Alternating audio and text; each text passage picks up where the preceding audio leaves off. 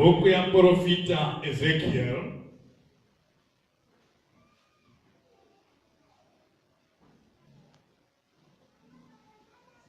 chapter 36 verse 26 na 27. Shoko la Mwari kubva kubhuku yamuprofita Ezekiel chapter 36 pandima 26 kusvika pa 27. Pane musoro uripo unoti chiprofita kumakomo eIsraeri. 26. Ndichakupai mwoyo mutsva nokuisa mweya mutsva mukati menyu. Ndichabvisa mwoyo webwe mamuri ndigoisa mwoyo wenyama mukati menyu. Uye ndichaisa mweya wangu mukati menyu nokukuitai kuti mutevere mitemo yangu nokuchenjera kuchengeta mirayiro yangu. Hallelujah. Let's move to the book of John chapter 16, verse 7 kundo shika pa verse ya 16.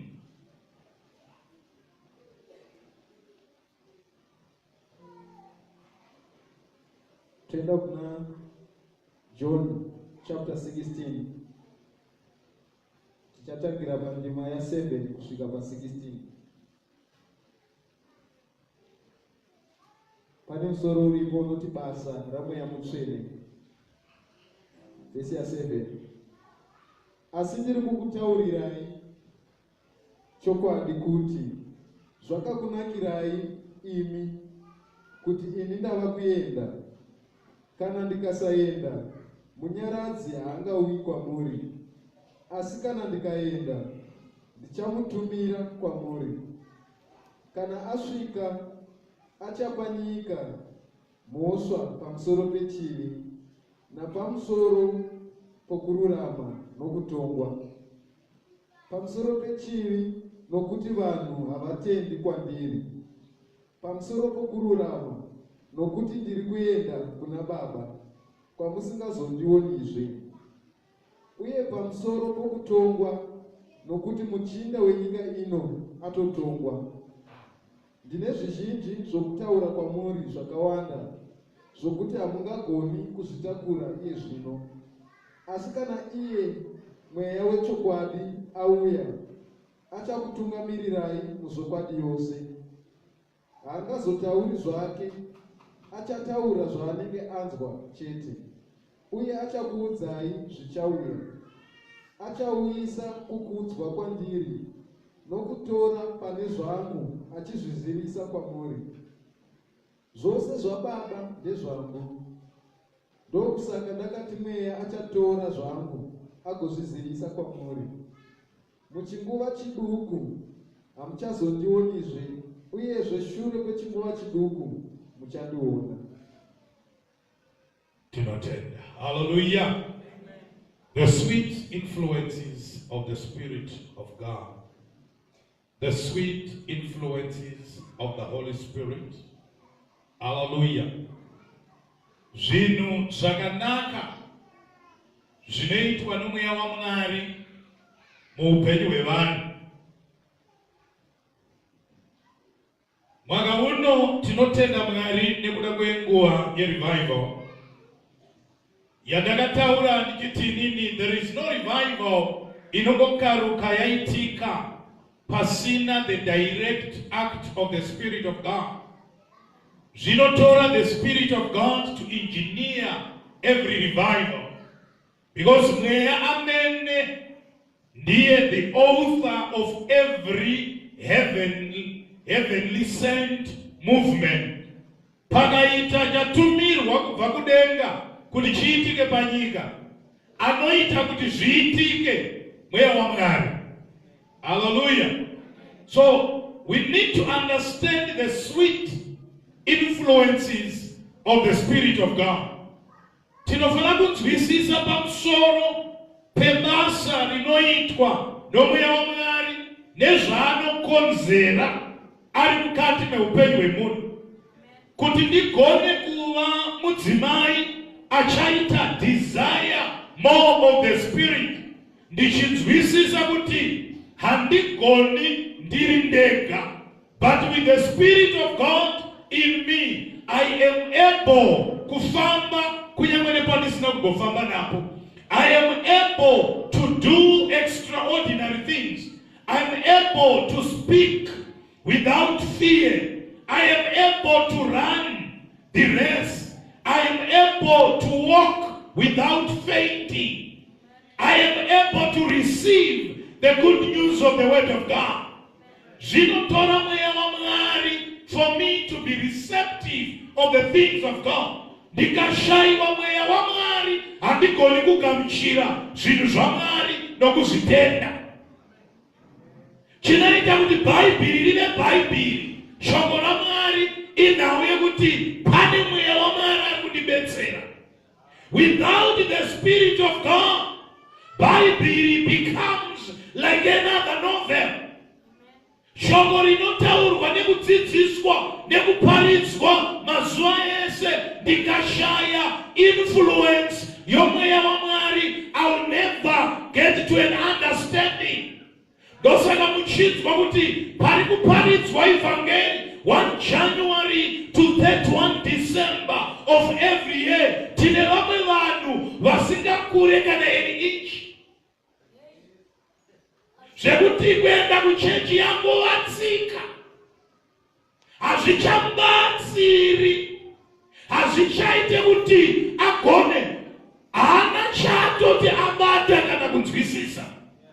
Tine vamwe vanhu vari kumasondo vanotaura makore anotyisa ekunamata,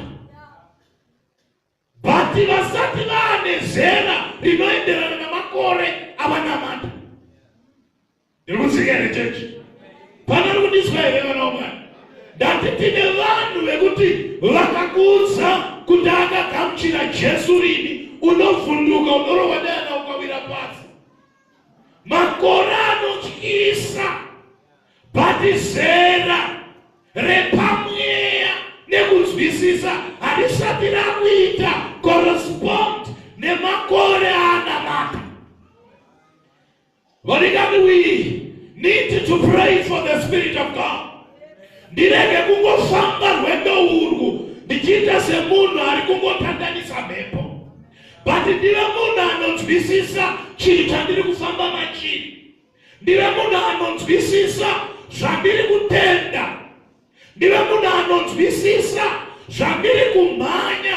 This is a race. Christianity is a race of faith.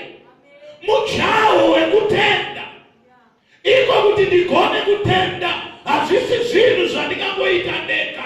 I need the Spirit of God to capacitate me. I need the Spirit of God to help me to believe. Remember, arikunamatwa pano Mwari ausingaoni nemaziso. Kuti ugone kuramba uchingotaura nemunhu wausingaoni nemaziso hazvigoneki. It's not an easy thing. Unotora mweya waMwari kuti akubetsere uye uchitomboti ndombotipa meso mweya waMwari ndione pauzuru kudenga.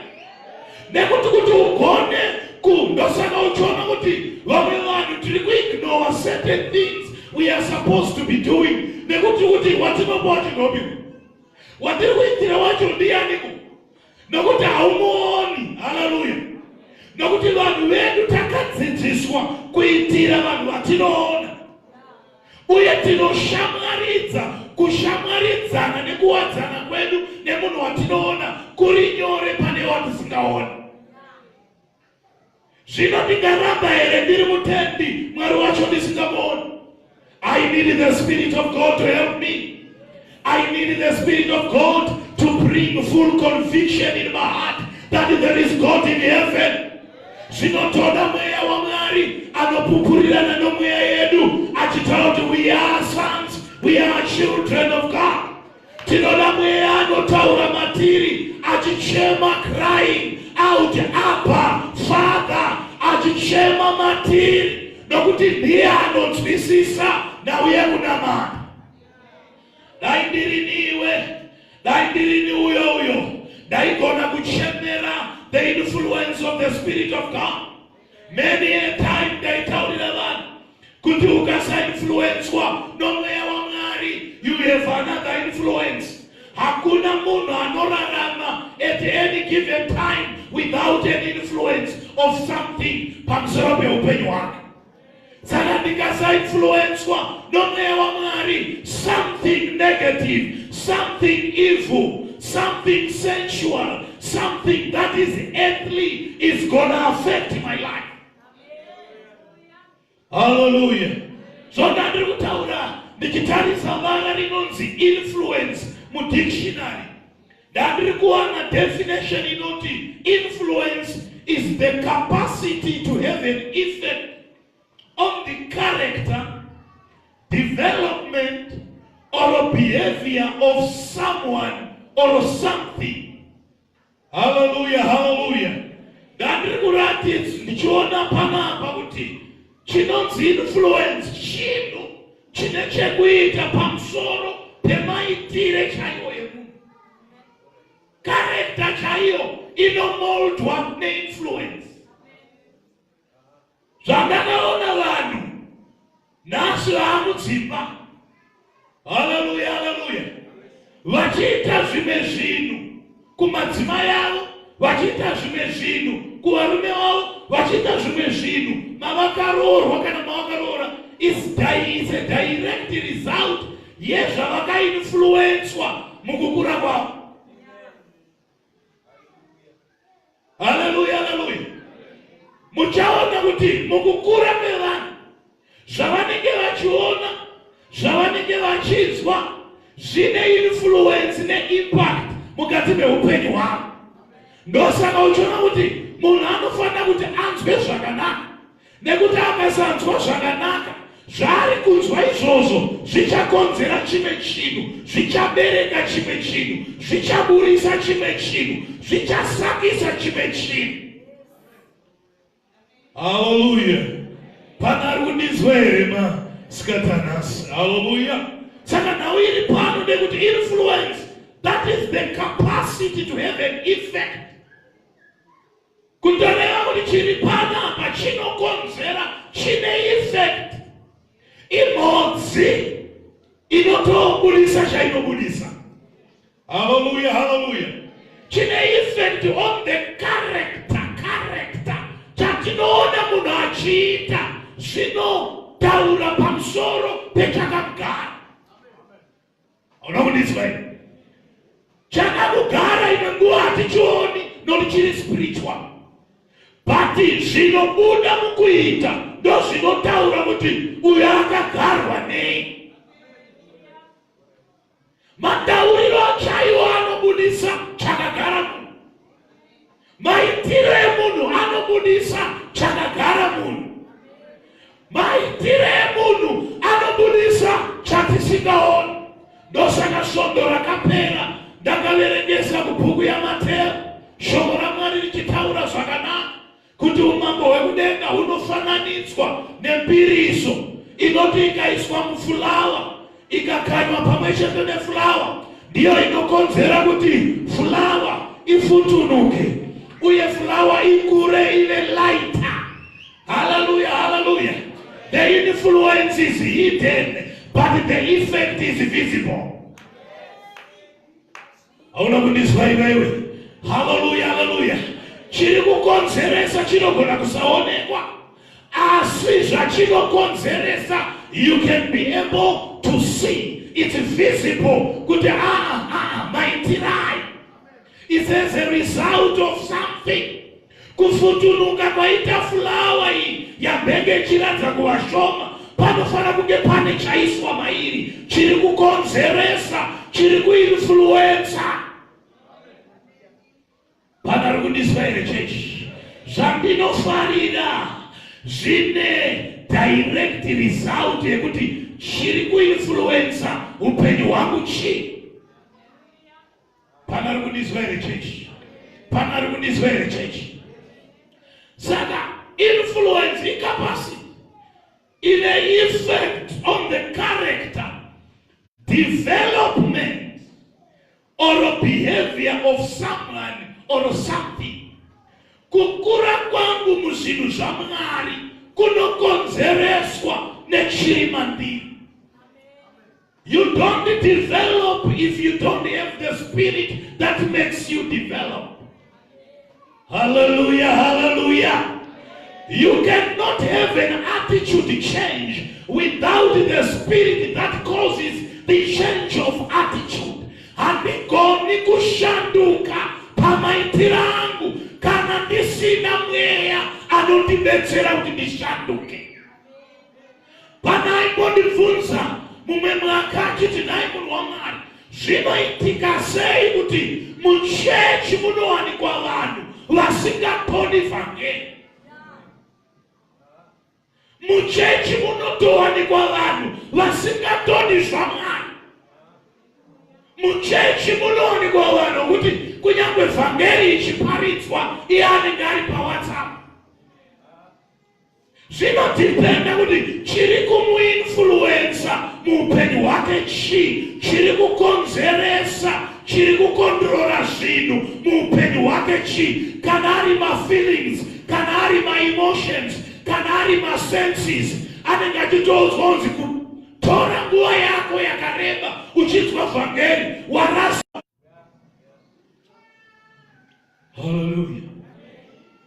Pana anenge achitoudzwa nepfungwa dzake. Tine vanhu vanotungamirirwa nepfungwa dzavo zvekuti akutodzi uri kusaririra. How can you disconnect yourself from what is happening in the world for an hour uchinzwa marito? How can you not communicate for an hour? Ungasiye here WhatsApp yako for an hour iwewe hausikona kuti urasikiwa. Ipfungwa dzinotungamirira vanhu. Hallelujah, hallelujah. Ndosaka uchizonzwa shoko raMwari rakazoti avo bedzi vanotungamirirwa nomweya ndivo vana vaMwari. Kuva mwana waMwari saini yacho, evidence iri pakutungamirirwa nomweya waMwari. If you are not led or guided by the Spirit of God, you are not a child of God. You are someone who is claiming to be what he is not. Zvimaini ndiro kutaura nomwe munhu kuti upenyu hwako iwo haungararami upenyu hwako uchingoita zvinhu zvekuclaima zvausiri. You need the Spirit of God to make you what you are supposed to be. In the mighty name of Jesus. Hallelujah, hallelujah. Saka kana tichida kudevelopa muzvinhu zvaMwari, we need the Spirit of God. Kana tichida kukura muzvinhu zvaMwari, we need the Spirit of God. Kana tichida kuva the right attitude, we need the Spirit of God. Kana tichida kuva the right behavior, maitiro akanaka chaiwo anoyemurwawo nevamwe vanhu, ekuti vanhu vanodesire kuti dai ndanga ndiri nhingi vaona maitiro akanaka. Haabvi kutsika nemagariro evanhu, zvinobva kumweya waMwari unokonzera kuita zvinhu zvakanaka. Oh, hallelujah. Pana rikundinzwa here chechi. Zvino vhangeri bhuku yataverenga kubhuku yaEzekiel, ndiMwari aitaura nerudzi rwavana vaIsraeri, achitaura achivimbisa nekuda the condition, the spiritual condition of Israel. Mararamiro avakanga vakaita pamberi paMwari. Zvino Mwari anotaura nawe uibate zvakanaka. Chapter 36 Ezekiel, verse 26. And I will give you a new heart. Kurava kuti kuna Mwari anopa moyo mutsva. Hallelujah, hallelujah. I'll give you a new heart, and I'll put a new spirit in you. Hallelujah. Ndichakupai moyo mutsva nekukupai mweya mutsva. Ndaiverenga shoko raMwari in the New Testament rakanyorwa nemurume anonzi Paul. Anotaura pamusoro pekuti kana munhu ava munashe chava chisikwa chitsva. You can only become a new creature by the act of the Spirit of God. There is no newness without the new Spirit. Pasina mweya wa Mwari hatigoni kuva zvisikwa zvitsva. Hallelujah, hallelujah. So here God was saying to Israel, tarirai, ndotenda kuti aiona kukasharara kwemoyo yavo, kusitimara kwemoyo yavo. So God was now saying, I'll put a new heart into you. In other words, Mwari, I'm going to reconstruct you. Ndichakusikai pacha, muve zvisikwa zvitsva. Ndosaka toona kuti now your salvation is about being born again. Nekuti kuzvarwa kwatakaita vadikani hakuna kukwana. We were born by our biological parents. And zvakagona kungotipa identity yemazita nomumatsinza. Hazvina kugona kutiita vana vaMwari. Chinotiita vana vaMwari is a new order of a new birth inouya nekugamuchira Jesu. Kuzvarwa patsva kuburikidza nekutenda nokuponeswa. Hallelujah. Uri kundinzwa here chechi? Saka Mwari aiti ndichaisa mweya mutsva mamuri. Mwari anozviziva kuti pakusikwa kwedu, pakuzvarwa kwedu, tine mweya watinawo. Hallelujah. Asi iwoyo haugoni kutikonzera kuti tigone kuita zvinodikanwa naMwari. We need the Holy Spirit. Hallelujah. So here, ndiri kuwashoko raMwari zvikanzi, I will remove from you your heart of stone. Ndichabvisa mauri moyo wedombo. What does that mean, Paul? Hallelujah, hallelujah. Waona moyo werudzi? Hallelujah, hallelujah. Unonetsa kuona. Hallelujah. Pati pano Mwari akasvika pakuona. Iye Mwari achisika, haana kusika Israeri ine moyo wedombo. Akasika Israeri ine moyo wenyama. But Israeri yanakirwa nemafambiro nemaitikire ezvinhu panyika. Israeri yakasvika pakukasharara, kuva nemoyo wedombo wekuti yakanga isirina sensitive to the things of God. Kuva moyo nomoyo wakasitimara, kuva nemoyo wedombo kunoreva moyo usati uchanzwa zvinhu zvokwamwari. Usati ucharesponda to the call of God. Usati ucharesponda to the word of God. Kana moyo wava wedombo ndouya wokuti chakungoitwa kuenda kunonzwa zvasingatendi. Uyo moyo wedombo. Asi rega nditende mumwaka werevival, Mwari ari kuti I'll put a new heart in your life and I'll put a new spirit.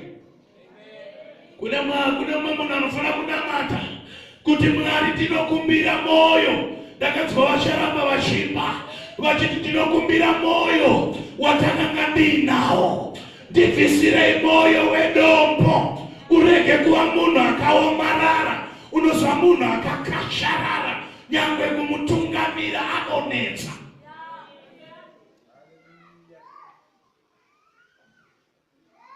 Moyo wedombo hausori kudikanwa naMwari.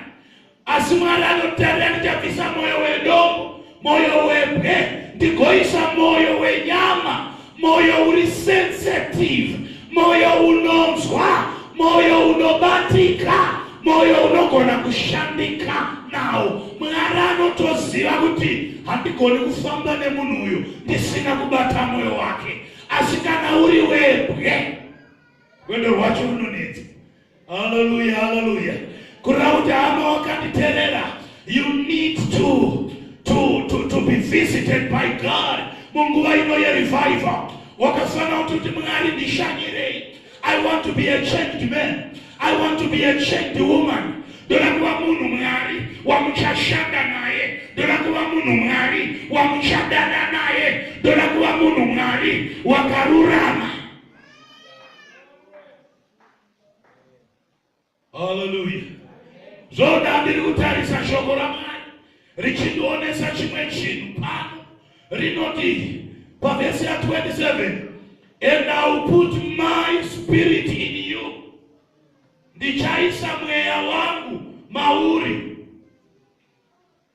and move you to follow my decrees and be careful to keep my laws. Here is the sweet influences of the Spirit of God on your obedience.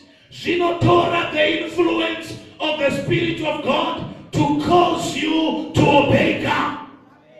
Your level of obedience is dependent on the influence of the Spirit of God. Pasina mweya wa Mwari hazibviri kuteerera Mwari. Tambiri kuparidza dzino vangano without the Spirit of God. Zvaunodzidziswa kuchechi zvichiverengwa muBhaibheri dzino vangano. Dzinova nyaya dzisina chekuita in your life. Kuti ugone kuita meditate upon the word of God day in, day out, you need the influence of the Spirit of God. Unoda mweya wa Mwari akubatsire. Murevival ino, what am I saying? Cry for the Spirit of God that you may improve on your obedience. Hallelujah, hallelujah. Hallelujah. Panari kundizwere masikatanas. Mweya Mutsvene ndibatsireiwo. Ndive mai vanoteerera. Mweya Mutsvene ndibatsireiwo. Ndive baba vanoteerera. Mweya Mutsvene ndibatsireiwo. Ndive mukomana, ndive musikana anoteerera Mwari. Hallelujah, hallelujah. Hallelujah, hallelujah. It is the Holy Spirit who helps you to obey God. Mweya Mutsvene ndiye anokubatsira kuti ugone kuteerera Mwari.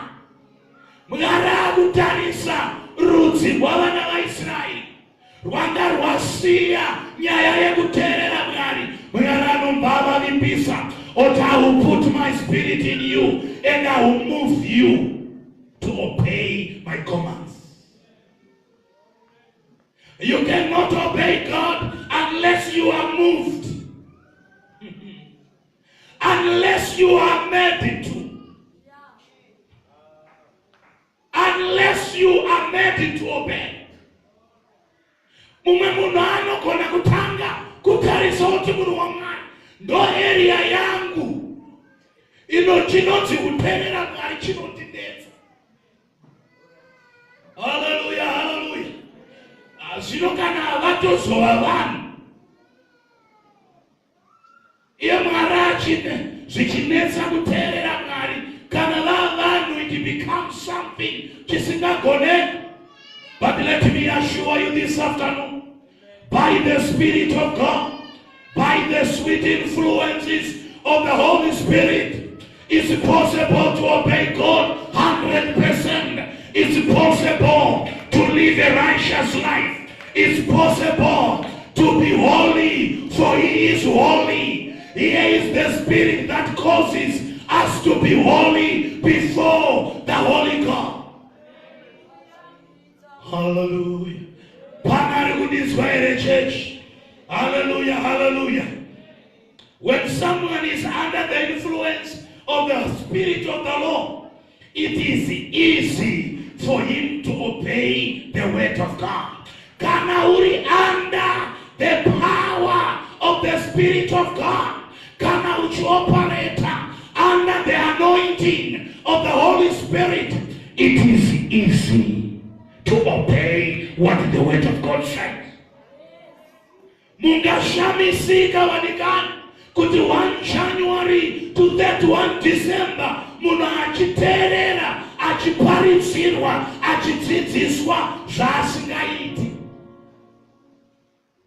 Zvokuti anopedzesera yatova lifestyle yekuti akungoendawo but hazvichamushanduri. yanini. Haleluya. Makamboona ere kana wakambobika mutakura wenyemba chaiwo mune dzimwe dzinonzi nini, chero ukaikwatisa kubva zuva richibuda kusvika richinyura, maibva dzimwe nyemba imomo, nini unoiwana iri pakati yakabuda ichitaura kuti vanoibva ndevava kwete inini. Haleluya, haleluya. Iwe hausi nini masikatano, nezita raJesu unoibvawo sevamwe, nezita raJesu. All you need is the Spirit of God. Haungarambi wakalangana na moyo, haungarambi wakasitimana, hazvikubatsire nekuti hazvina denga. Kuna umwe anotozvikudza kuti ndakatozviomberawo zvangu. Unotomunzwa achitaura ndakatozviomberawo zvangu, handisi nyore. Haleluya, haleluya. Waida moyo unoiswa naMwari, nomweya waMwari aiswe mauri, that you may be a new creature, that you may be regenerated, that you may be revived, that you may be reawakened. Mumwe munhu anogona kuti munhu waMwari, pandakatanga naudze kunamata, hana yangu yairova kuita chivi, asi yezvino ndakuita madiro aJochina. Hatichina hana inorova wava kudanger zone. Tsoka kuti mweya waMwari ndibatsire, ndirege kuva nemoyo wakasitimana, hana yangu irove. Haleluya. Kuti Mwari bataiwa moyo wako, nokuti Mwari chaanoda moyo wako. Without your heart, God cannot achieve His will in your life. Zvino izvi zvekunamata izvi zvinoda moyo. Ndosaka uchiona kuti patinobarwa pasva tinoti Jesu pindai mukati memoyo wangu, muve Ishe namambo weupenyu hwangu. Ndirege kuzvitungamirira, asi nditungamirirwe nomweya wenyu. Ndirege kufamba ndoga, asi ndifambiswe nemi. Ndirege kuzviraramira, asi ndiraramire imi. You can only be able to live for God when the Spirit of Jesus is in you. Do you love God this afternoon? Unoda Mwari masikatano. Hallelujah, hallelujah. Se uchiti unoda Mwari asusingatereri iwe. Hallelujah, hallelujah. Kungoda Mwari chete hakuna kukwana. We display our love for God when we also obey Him. Mazuano, our churches, most churches are filled with the people who claim to love God, yet they don't obey God. Nochishamiso, chiripo vadikani chinochikisa, chekuti vanhu vanoti tinoda Mwari, asachita zvinoratidza kuti hana hanya naMwari. Unoda Mwari, hallelujah.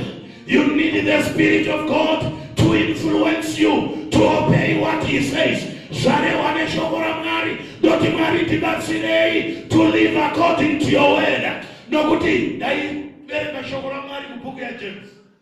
James is one man who teaches about kuti munhu haafaniri kungova munzwi weshoko, asi anotaura kuti teerera, imwe nguva unenge uchishushikana uchiti ndichazvigona sei. Hauzvigoni wega. You need to allow the Spirit of God to help you in this journey, to help you in this battle, to help.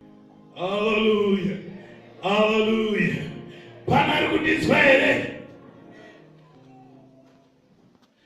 The very one who gives you the instructions sends His Spirit to cause you to obey.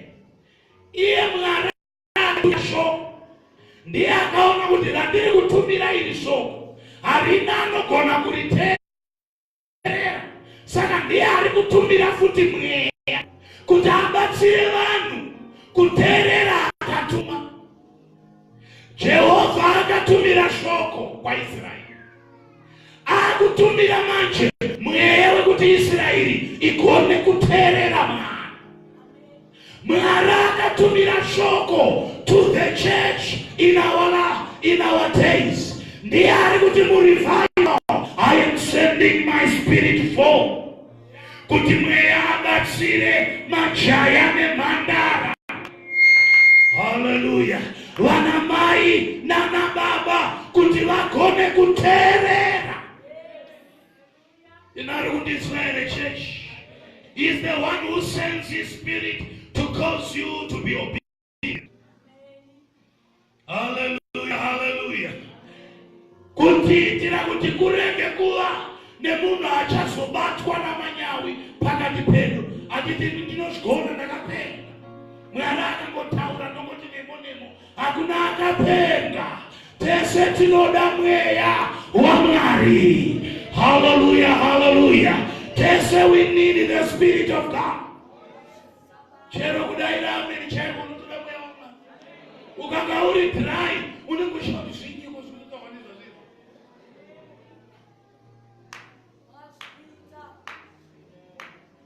Haugoni kunzwisisa zvinhu zvokwamwari uri panyama. Unonzwisisa zvinhu zvekwamwari uri pamweya. Hallelujah, hallelujah. Do you want to obey God? Unoda ere kuteerera Mwari? Can I see your hand? Unoda ere kuteerera mweya? Unoda ere kuteerera Mwari? Hallelujah. Do you love God? Unoda ere Mwari? Hallelujah. Are you struggling to obey the word of God? Zviri kukunetsa ere kuteerera Mwari? You need the Spirit of God this afternoon. Wherever you are, open your heart. Say, God, I need your Spirit. Mwari ndinoda mweya wenyu kuti ndigone kukuteererai. Mwari ndinoda mweya wenyu kuti ndigone kubatwawo moyo wangu nezvinhu zviri kuitika mubasa renyu. Pray to God for the Holy Spirit, and we have the ability to obey Him. The ability to obey God comes from the Spirit of God. Oh, hallelujah, hallelujah. Kugona kuteerera Mwari kunotoda kuti kubve kuna Mwari wacho kubudikidza nomweya wake.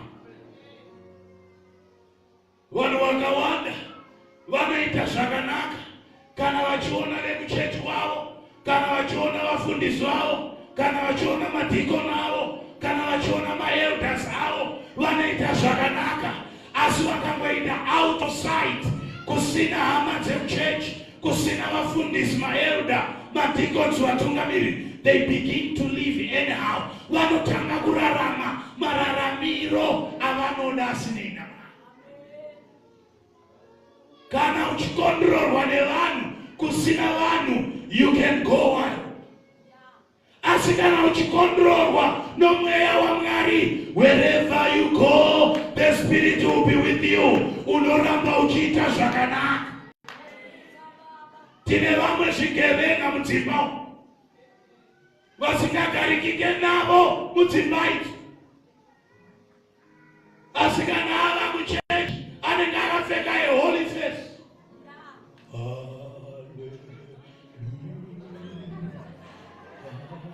But chiri chigevenga chinonyembera kuchechi. Ndiri kuti ungasvika riniko uchirarama upenyu hwekunyemba, upenyu hwekunyembedzera. You need to be genuine. You need to be genuine. The only thing that you need is the Spirit of God. Waunoda mweya waMwari kuti uve genuine. Ugarikike newe. Se uchiti pawasvika vanhu vanonyarara nyeta. Nokuti vanoziva kuti dzikapinda mutepi rekodha inonzi iwewe dzinoplayiwa pese pese.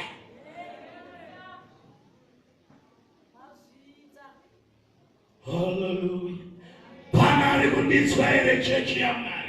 He himself, the Holy Spirit, will make you to walk in obedience. He himself, iye mweya amene, ndiye anokubetsera kuti ugone kufamba mukuterera Mwari. Kuterera kubereka kunetsi kana mweya wa Mwari. Kuterera wamwe vanhu hakutinetsi kana tine mweya wa Mwari. Mweya wa Mwari ndo wakabatsira Jesu kuterera kuita assignment yakaoma. How many of us would have been Paul, would have been able to say, I want to die for the world? In our state as people, in our mortal bodies, mumwewe kusada kufa watinawo. Hello? Mumwewe kusada kufa. Yango ukanzwa noti toda kufira kana nyika. Kana zvinoita kuti afe zvakuitika anotiza. Achikanga noti ndiye ambodora kufa. Nokuti mweya watinawo ndikani ndewe kusada kufa. Though tichizira hedu kuti we are going to die, asa hatidi kufa.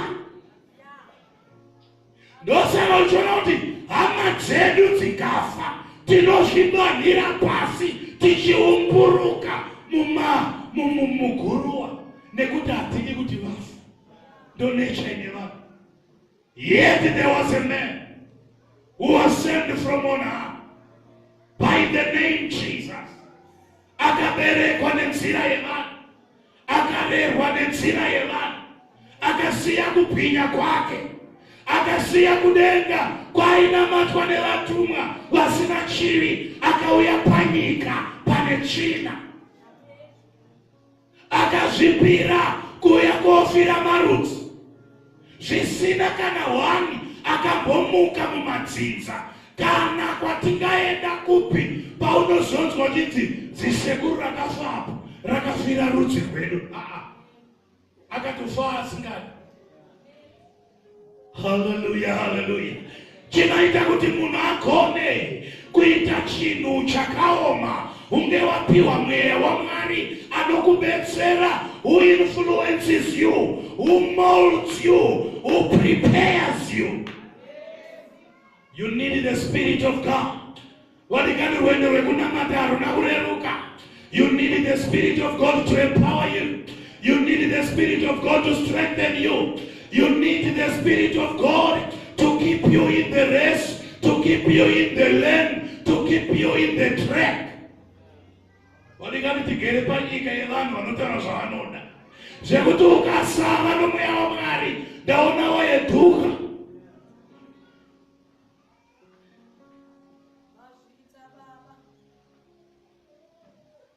Hallelujah. But this very church, tiri munyika yevanhu vanotaura zvavanoda uye zvavanowa kuda kutaura. Vasina mabreak when it comes to saying whatever. Vasina basa kuti wandiri kutaurira zvichamuita sei, newandiri kutaura wacho achasara ari mupenyu here. Vanotamba heneko chedu kutaura. Notoda mweya wa Mwari kuti akubetsere kurarama pakati pevanhu vakadaro. Inzwa Jesu anotiudza, anotitarirai, tinokutumai semakwai pakati pemapere. Kutoreva kuti tinoda mweya anotipa alertness, tinotoda mweya anotipa boldness, tinoda mweya anotipa the strength, tinoda mweya wa Mwari anotipa courage. Nekuti tiri pakati pemapere. Mapere kuona why ari kuti nyama iyo. It's not possible to accomplish the will of God on our own. Kuti ndide zvinhu zvaMwari, ndide kufarira kugara nguva yakareba ndiri muzvinhu zvaMwari, ndiri pamberi paMwari. I need the Spirit of God. Hallelujah. Saka Israeli terera, Mwari aitaura. Ndichaisa mweya wangu mauri, and I'll move you to follow my commandments and to obey my decrees. Now you know this afternoon the reason why you are struggling to live according to the word. Washoma vati vasvika pakurarama maringe neshoko raMwari, the Bible. But chiri kungodiwa ma, chiri kungodiwa baba, chiri kungodiwa mukomana kana musikana. You need the Spirit of Jesus to enter into you and cause you to live according to the word. Chinaita kuti shoko la Mwari rive meaningful, unge wariverenga une mweya wa Mwari. Without the Spirit of God, unotenda kutoona kuti apa pakanyebwa manje apa. Saka akarora vanhu vacho vanga vabva kupi. Akafamba pamusoro pemvura, vaya vakaita divinity. Vanotanga kukuudza kuti divinity vanotanga kuudza kuti akafamba pamusoro pemvura. Vanotanga kukuudza nyaya yematemperatures ekufriza kwemvura, voti saka yakanga iri ice. But vozoshamisika kuti the same yamuri kuti ice, Peter akanyura maize. You need the Spirit of God. Kuti Bible, rive shoko la Mwari, my brother. You need the Spirit of God to cover you and to influence you to know the truth. Varigani munoti Bible. Unotoda. When last did you read your Bible? Makapedza kuerenga Bible renyu.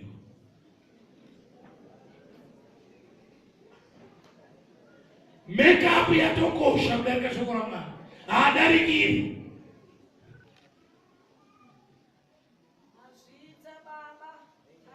Mweya wakaiswa matiri vanikani haurarami without the word of God.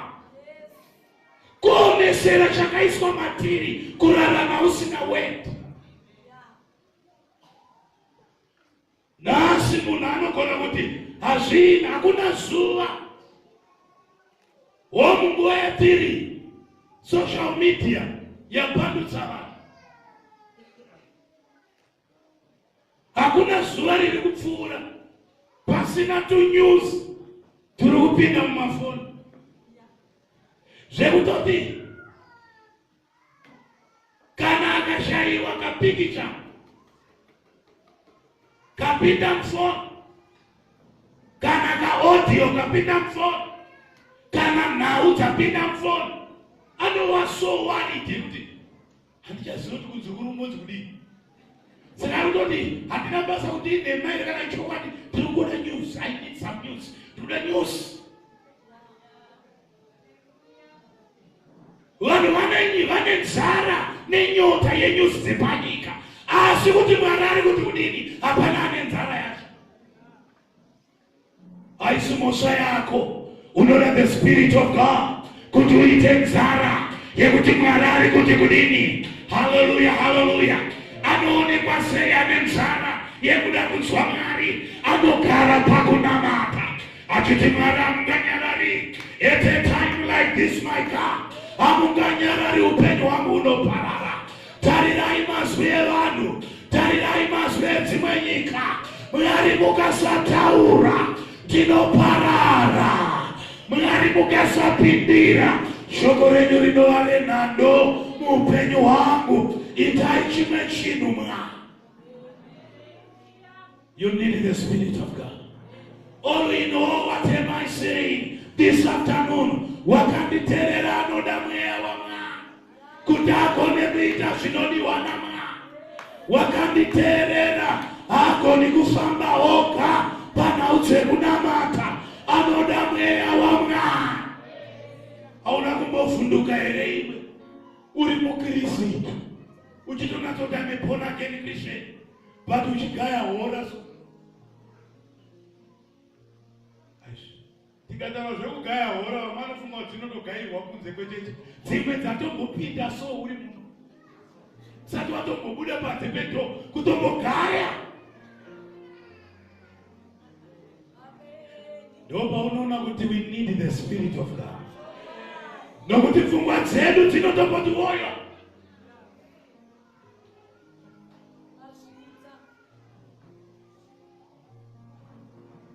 Hallelujah. Panari kudiswa here church. Panotoda mweya wa Mwari pachake kuti atibatsire. Kana wanga wakaterera, ndandiri kuverenga shoko raMwari kubhuku yaJobho. Hallelujah, hallelujah. Bhuku yaJobho ine nhau yakanaka inotaurwa naJobho. Achiti ndinokuudzai chokwadi, zvakanakira nyika. Jesu achitaura nevadzidzi vake anoti, it's for your own good that I may go. Nokuti kana ndaenda ndiko kuti mweya auye. Hallelujah.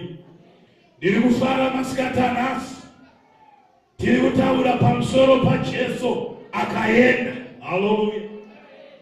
To enable another counselor to come.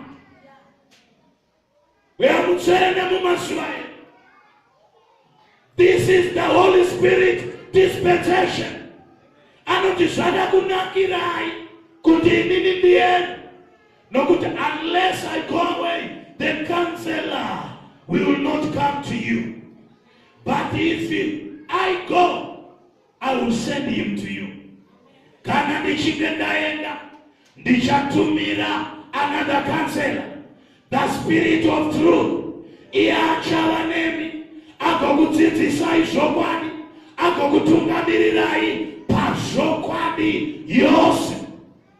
Nhau dzaJesu dzaishaya unogamuchira. Dai akaramba ari panyika without the Spirit that makes people to accept the use of Jesus. So in other words, Jesu aigona zvandakakuudzai nezvandicharamba ndichitaura kwamuri kuti mugone kugamuchira mweya waMwari anoita basa iroro is going to come to enable you to follow me, to enable you to be my disciples, to enable you to obey all that I have said. Hallelujah. Panari kudiswa here church. Panari kudibata here church yamu. Oh hallelujah. Panari kudiswa here shoko ili masikatanas. Unoda mweya waMwari kuti akuinfluence. Unoda mweya waMwari kuti akubatsire in your weaknesses. Unoda mweya waMwari kuti akubatsire in your inadequacies. Unoda mweya waMwari kuti akubatsire in your incapacity, in your inability. Weka semunhu unokudikana asino mweya waMwari, you will get there. In the mighty name of Jesus. Panari kudiswa here church yaMwari. Panari kudiswa here church yaMwari. Unoda mweya waMwari for you to understand the vision of the church. If you are in another church, you need the Spirit of God to understand the demands of the vision of your church. Hallelujah. Hallelujah. Antikana Chingauya is going to convict the world because of sin. Mweya ndiye anosisa vanhu kuti tiri vatadzi. We need grace to be saved. Ndiye anodzidzisa vanhu about righteousness. Kuti hakuna kururama kunouya nemabasa. Kururama kunouya the finished works of Calvary. You want to understand about the cross? You need the Spirit of God. You want to understand about the things of God? You need the Spirit of Jesus. Hallelujah, hallelujah. The Holy Spirit guides us into the truth. Under the sweet influence of the Holy Spirit, we are led into the truth. Kana munhu anomweya waMwari ndinzwe arasike uye arasiswe. Hauna kuditswa. Sit up straight. Ukona umwe wagara magariro asio. Natsogara zvakanaka. Kana aripo akadero akadai akadai.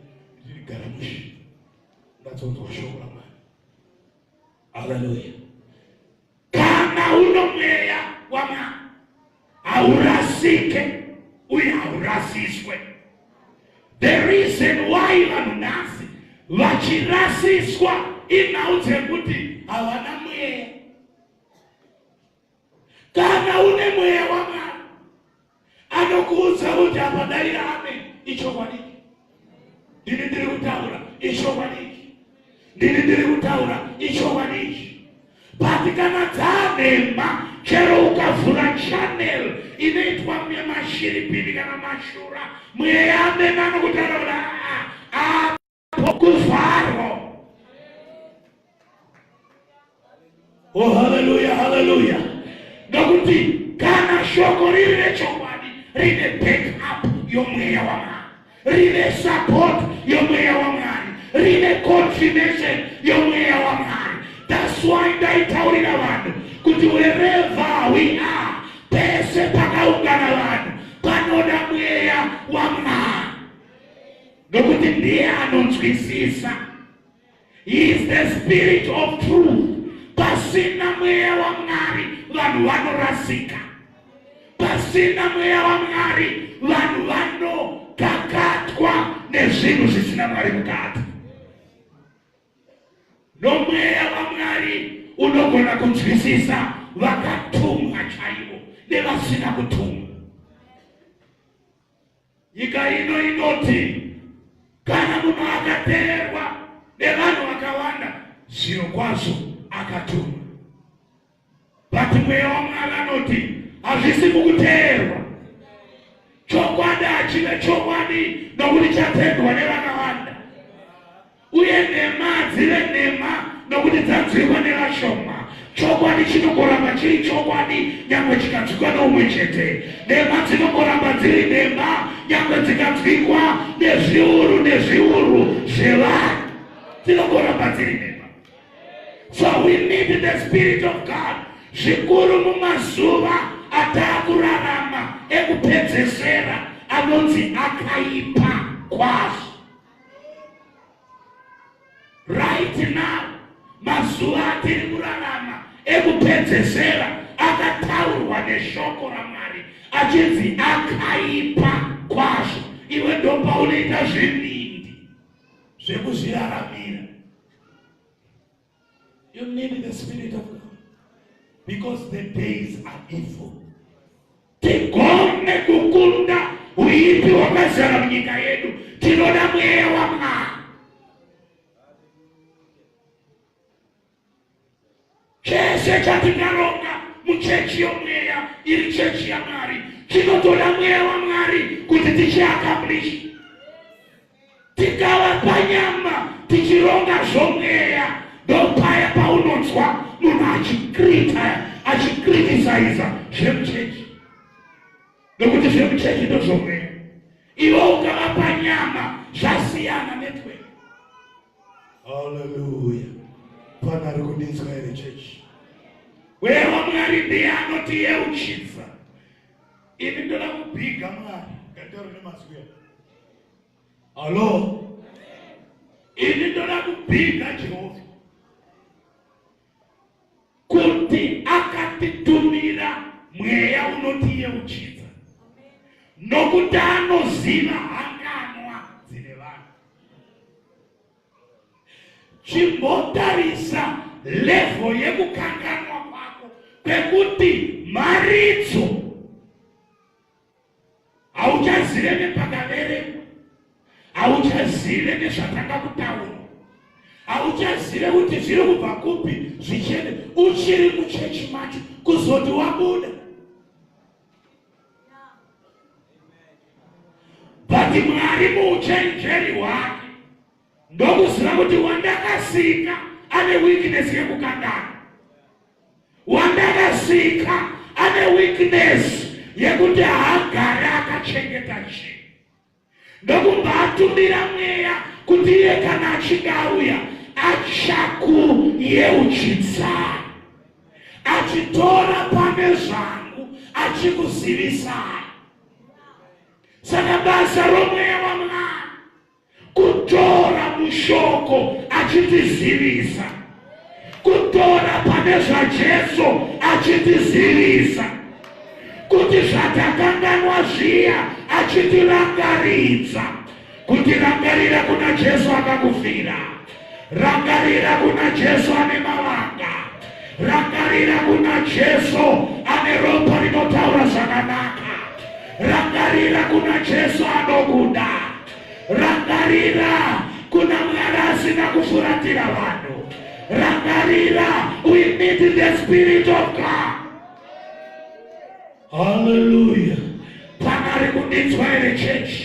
Imwe nguva vanhu vakakufuratira, unogona kufunga kuti naMwari akufuratira, zvekuti unosvika pakubatwa nepfungwa dzekuti zviri nani dai ndafa. Asi kana mweya anewe anokutaurira kuti you've got a reason to live, nyangwe zvakaoma sei, it shall be well with you in the mighty name of Jesus. Nyangwe zvisiri kuita zvichienda nelaini rauri kuda, mweya waMwari coming to remind you, usakanganwa gore rino, igore rekuyambuka. Usakanganwa, chero ukaomerwa, chero ukapererwa, gore rino igore rekuyambuka.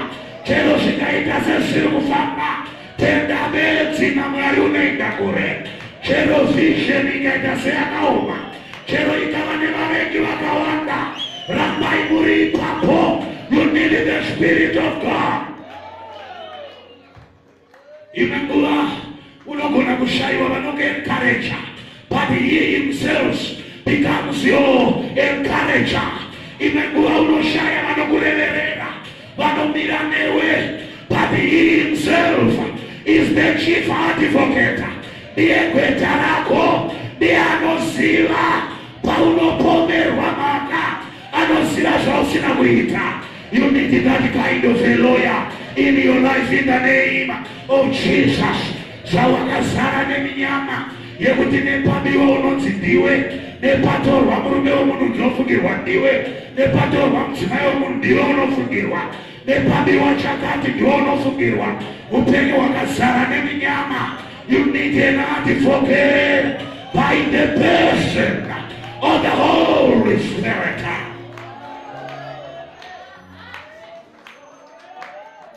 Hapana vanhu vanogona kutaura to sell your brand. Dai wanga ineni kesi rekanwa kutaura paugere pabuya your own brand.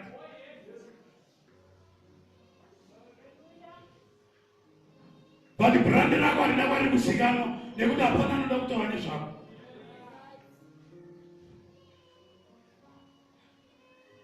Dai vanhu kuti vanhu vakuzive kuti wakamira sei, uri sei. Unoda mweya waMwari ape vanhu pfungwa kuti wamuri kuona uyu muranda wangu. Hallelujah, hallelujah. Wamuri kuona uyu is my daughter, wamuri kuona uyu is my son, wamuri kuona uyu ndakamufira pamuchinjikwa. Unoda Mwari anokureverera kuburikidza nomweya wako. You need another counselor. Unoda mweya waMwari kuti akubatsire, nokuti anonzi kansela muupenyu. Vadikana anodiwa, tinoda vana chipangamazano muupenyu, asi vanhu vanopererwa namazano. Pati pano pane chipangamazano, anonzi mweya waMwari, anoti chokupfeka anokuzivisa, anoti chekudya chaiko anokuzivisa. Mumwe munhu anogona kuti vakambozvinzwepi izvozvo mushoko waMwari. Tina murume anonzi John the Baptist. Munoziva here kuti kwekugara kwake akatungamirirwa nomweya waMwari. Chekudya chake aidya anga asingadye zvinodya kulekete, iye aidya mhashu. Paiita crusade break, John Baptist aisaisa maposta ekuti ndiri kurovera murenje, uyai kuno. Mweya Mutsvene ndaenda kumarokesheni achitina vanhu vachibva murokesheni vachienda kurenje.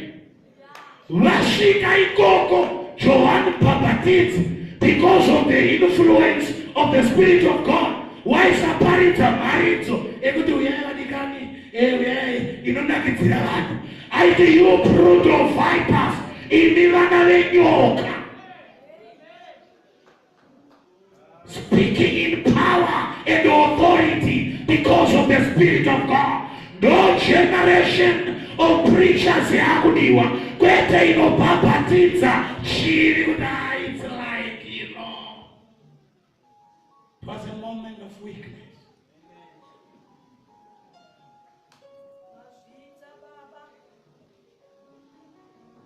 And you know, everyone has a moment of weakness. Everyone. I accept everyone has a moment of weakness. That's why we need the Spirit of God in order not to allow a moment of weakness. Hallelujah. Primary would destroy the church. Zaiteka, I did this one on me.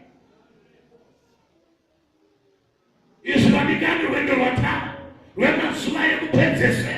Why could I have people who are led by the Spirit of God? Why not see this one? In the name which call Nevunzo, Dakanyora Wanika, Takati Kut, Mupenwa. We are the no people that Santa Pet. That Santa Pet of it. Remember, Retiriguno, Dakanama Takumweonga, Bigatimla, Divi Magasika, my examen, Sakapunzo Ima, Imimunoisi. Hallelujah, hallelujah. Sakamwari funzoi. Isu wakati mungati wansira. Bemba rika uyafu. Daiti mwara nikade utimundipe mfunzo mweno. Asipandiri kuvereka. Pandiri kufamba. Panezi singawi itaiti mani. Pandiri kubata zilifu ya mangwapa. Itaiti zororepa.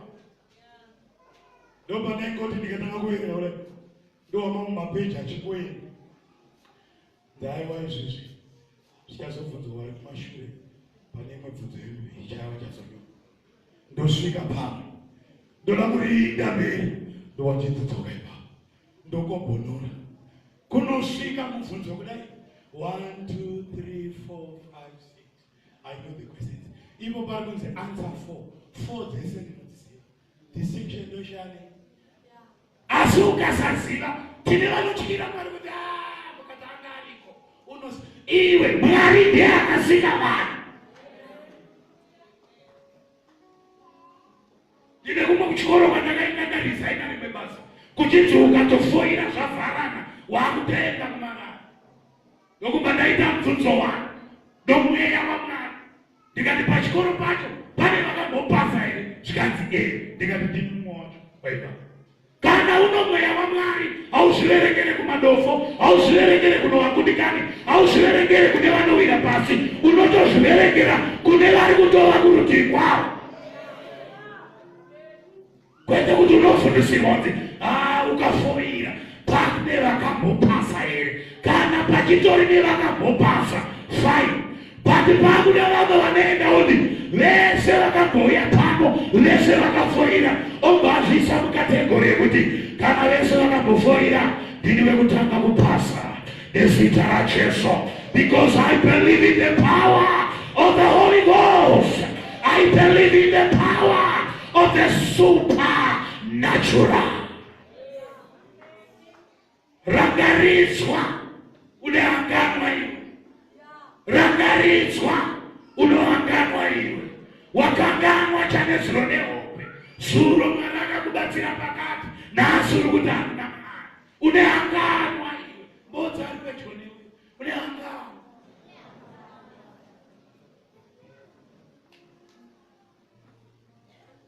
Nezuro mwana akakuyambutamba asi nhasi unoti I don't know. Nanganwa iwe dai kusaiwa naMwari uri pauri herapo iwe. Hallelujah. Nanganwa iwe kumusha kwenyu kune vakadaro iwe. Nanganwa iwe. Nanganwa uchitaura netimiwe. Dai kusina Mwari kudenga iwe. Ungane uchigara umuchechi uri munukwayo. Wakatonyarara uwifi yakanatsa uchitowa Mrs. Wakanganwa mariposa. Warivara. Nanganwa iwe. Rangarira gomba remukoti pawakacherwa nedombo pawakatemwa waisara wakadaro iwe. Marendero kuti mangani kumshamwe angamwe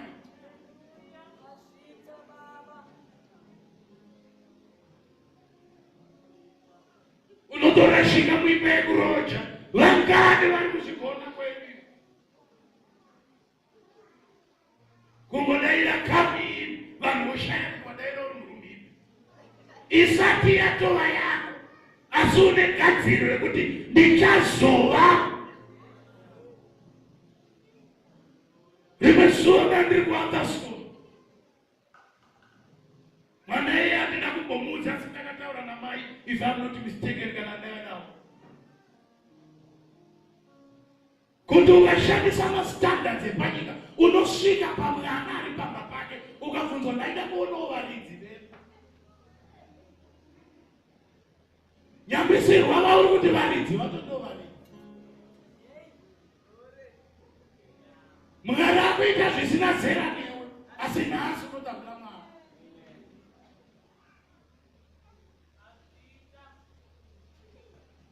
Wakanganwa chanesiro nehope. Naomani kuti vakavata vakapepuka havatatozivi zvakaitika nezuva.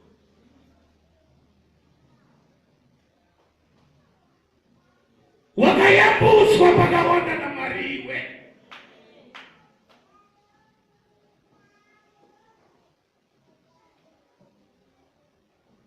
Unoda mweya anokuyeuchidza. Unoda mweya anokuyeuchidza. You need the Holy Spirit to influence, to remind you. Mweya mutsvene ukavereka shoko raMwari, you need the influence for him to teach you directly. Unoziva kuti mushoko raMwari mweya mutsvene anodzidzisa vanhu. Oh hallelujah. Oh hallelujah. Ndine imwe nzvimbo yandakambonzwa. I can't remember kuti ndekupi. Hakutenderwi Christianity. Saka zvavanoita vakasangana pavasangana kana imidwiki hongu havaudzane kuti next meeting iri kwaMinding. Mumwe nemumwe anoenda kumba vokonektwa nomweya waMwari panamba 44 Chimurenga. Yavasina kunzwa pazvizimiso ivo hautoende kwavaudzwa kwavaverengerwa. But vari pano vaiti vanodependa on the Spirit of God. Vanonamata vari kwavari. Mweya waMwari ovazarurira kuti muri kunomita pa2019 nenguva dzakati. Hakuna asingabate nguva under the influence of the Spirit of God. How I wish kuti dai chechi yava chechi yomweya yakazara namadzimai omweya, yakazara nevarume vomweya, yakazara namajaya omweya, yakazara nevasikana vomweya. I tell you tinosvika kure. Zvandiri kunzwa pano kuti vanhu vakasvika pakunzi kuenda kuna Moses kuti iwe Moses misa vanhu vari kuudza zvinhu zvakawandisa. Moses otoita decree kuti chimirai zvinhu zvenyu zvawandisa. Mweya waMwari vadikana. Mweya waMwari vadikana. Mweya waMwari vadikana. We need him. Hallelujah. Kuti tive vanhu vanoziva vakazarukirwa, knowing and revelation. We need the Spirit of God to open the world of revelation. Ausati wamboitawo kana chiratidzo chimwe chetezva kwete zvakawanda chimwe wani chinamatire chako imbobvunza nezvino chinamatire chako kana umbekawo revelation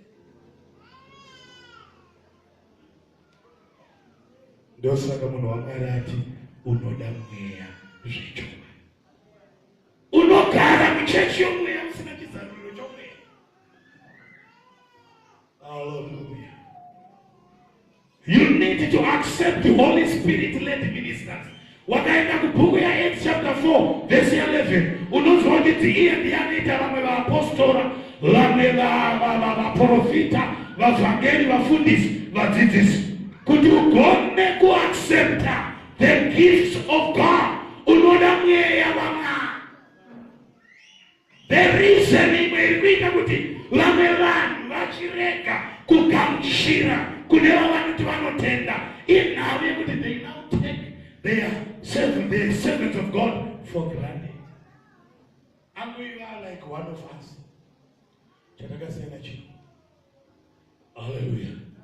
Anokwira mushika-shika asere kadikuti yangu akakwira mushika-shika sende.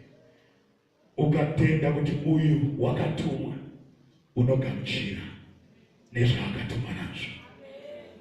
Oh hallelujah. Oh hallelujah. Rega ndikokudza zvikina ndinomwe munhu anofunga kuti zambuko rake riri kumwe kunhu. Kana ukatenda mweya wamwari akakutungamirira, ipo pano ndo pane zambuko rako. Ipo pano ndo pane ramangwana rako. Ipo pano ndo pane denga rako. Ipo pano ndo pane zvese kana ukatenda. But unoda mweya wamwari kuti akubatsire kuziva vakatumwa. Unoda mweya wamwari kuti akubatsire to receive the anointed words of God. Otherwise ukasaziva augamuchire akatuma kulife yako. Ndakavaona inini vanhu vachigamuchira mumachechi avo, tirati gamuchire mutumwa wamwari akatuma kuupenyu hwavo. Nyambisirwa muchechi imomo vari kuti haana kutuma kwandiri, akwe kuda vamwezva. Kana wakuda kuti zviitike mugore rekuyambuka, iti uyu ndiye akatuma kulife yako. Kana ukanzwa achitaura unoti ndapona ndakutoyambuka, ndamwari wamanganditumira. Kana ataura ndini mataura, kana iye yareva.